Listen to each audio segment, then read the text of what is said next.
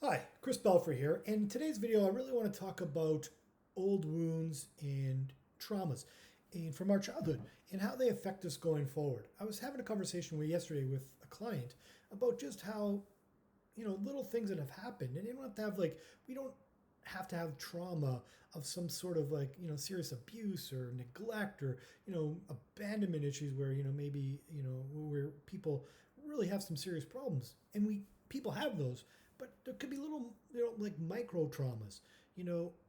For instance, for my own life, my parents used to tease me that I was found under a damp rock. I was about 5 years old, and to them it was funny because I was sensitive and I would overreact.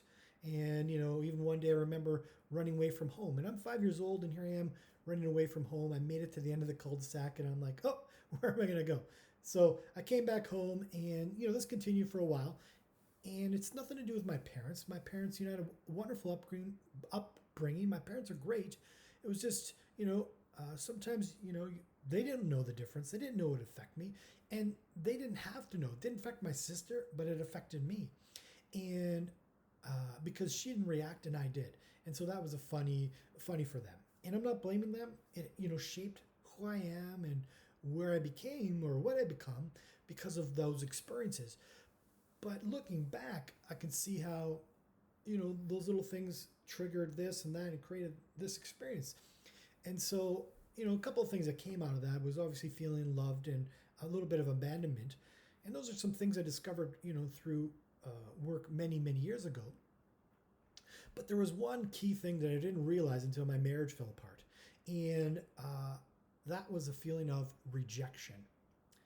And if you're going back through my whole life, whether it was, hockey tryout, devastated, team tryout, devastated, there was all these things that would hurt as a young child about, not being accepted by a teacher or a group of friends was devastating for me as a kid. And later, as I got older, obviously as a teenager and moving to adulthood, there was the dating life. And that was really where it became impactful because, I wouldn't really, I dated girls, but they pretty much had to make it obvious that they were interested in me because I was afraid that they would be, they would reject me. And if I dated a girl, many of them would tell you is that I didn't date them for, longer than 3 months because I was afraid that they would reject me. So I would end it before that would happen.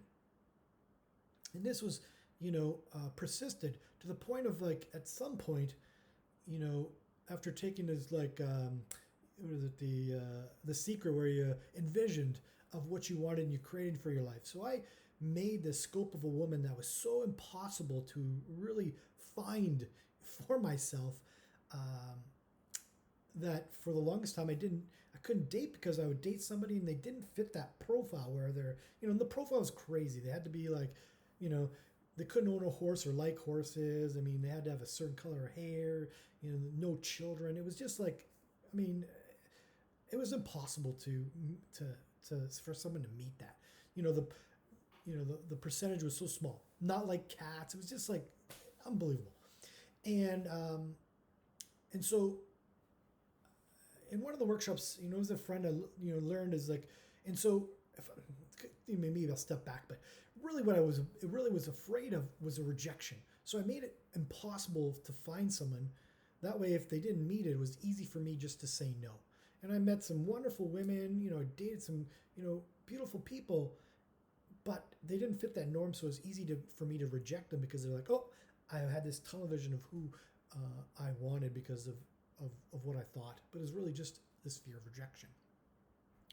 So a buddy of mine said, you're really not making space for a woman. So I thought about that, and he's like, look in your car. There was never, my car was my working office. There was always something in the front seat. And so I was like, wow. So I created this idea of being open and vulnerable. And so I did. I started becoming more open and vulnerable. And, that's when I met my wife at the time. And, you know, we dated, and, I was just being open and vulnerable. If it, moved forward, great. If it didn't, I knew I was going to learn something from this. Ended up, we got married, we had a child, and, we went through a lot of things, and I still remember, little things that happened in the marriage about feeling rejected. I remember the first time, I went to initiate sex and she said no. And she was pregnant at the time. And, looking back, I could see she maybe felt, fat or insecure, just because she's bigger, because she's pregnant. And instead of me feeling empathetic towards her, I pouted like that 5-year-old little boy that felt rejected. And I know that, from the energy standpoint now, is that compounded how she was probably feeling on the inside. That slowly eroded, and, that was one of many. But, whether it was even just, where to go to dinner or what different things that I wanted to choose, I was afraid of, asking her or putting myself forward out of fear of rejection, even from my wife. Whether even from business standpoints, I would never call a patient back or a client back because I was afraid to be rejected. And there's a numerous areas. So it wasn't until really that my wife said, "I love you, but I'm not in love with me," that really sent me on this deeper inner search of, a learning, kind of at a point, I'm not going to lie, I was stagnant. I just didn't know. I was lost, confused, a lot of feelings that people feel. And it wasn't this was like the, 2x4 to my face to realize, like, Chris, wake the fuck up. And I did. And I started to explore this. And that's really where this rejection piece came. And I've spent, hours on clearing this. It's a deep-rooted issue. And it's still there. But I see a big, big change in my life of moving forward, and where I can see that I don't really care about this rejection. That I can still see there's piece of it there. I mean, there's still work that needs to be done, but I know the work, I know what to do, and I have the tools and resources. And I would love to share these resources with you. So if you're interested in, having a conversation about some kind of, wound that you have, some kind of trauma that you have that you want to work through and clear, I would love to work with you. So drop me a message, send me an email, and